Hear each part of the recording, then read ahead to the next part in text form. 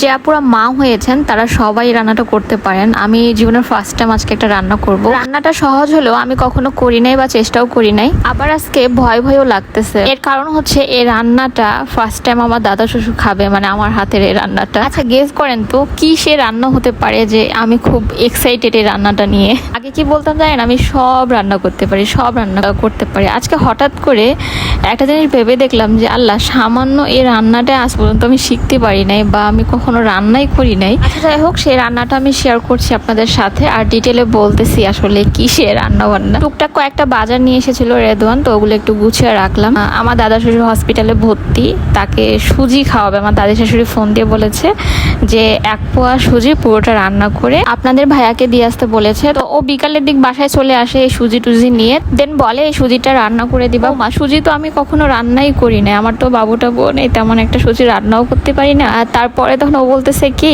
যে তুমি এক কাজ করো, ইউটিউব দেখে দেখে রান্না করে ফেলো।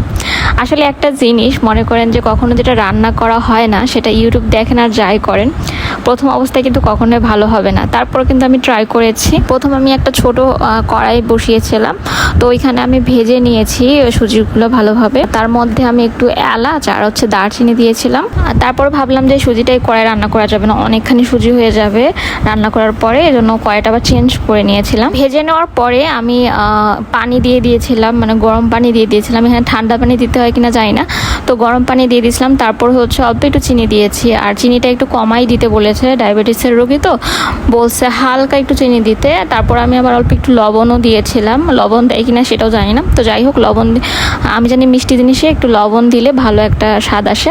তো তারপর আমি সুন্দরভাবে নেড়ে চেড়ে, দেখতে পাচ্ছেন সুজির কি অবস্থা, কেমন যেন দলা দলা পেকে যাচ্ছিল। আমার প্রথম অবস্থায় ভয় লেগে গিয়েছিল, তারপরে দেখলাম না ঠিক হয়ে গিয়েছে। আর রান্নাটা আরও পাতলা করতে হয় কিনা সেটাও আমি জানি না। তো যাই হোক, আমি এভাবে করে দিয়েছি, বক্সে ভরে সম্পূর্ণ সুজিটা ঢেলে দিয়েছি। তারপরে হচ্ছে হাঁড়িতে একটু লেগেছিল, সেটা আমি চেটে বুটে খেয়ে দেখি যে কেমন টেস্ট হয়েছে। তো চিনিটা হালকা হয়েছিল, তো ভালোই লাগতেছিল, খারাপ না। তবে অনেকে আবার দুধ দিয়েও রান্না করে, তো তারা আবার এই সমস্ত দিতে নিষেধ করেছিল, আমি সেভাবে রান্না করে দিয়েছি। আচ্ছা, আমার রান্নাটা কি ঠিক হয়েছে একটু জানাবেন তো।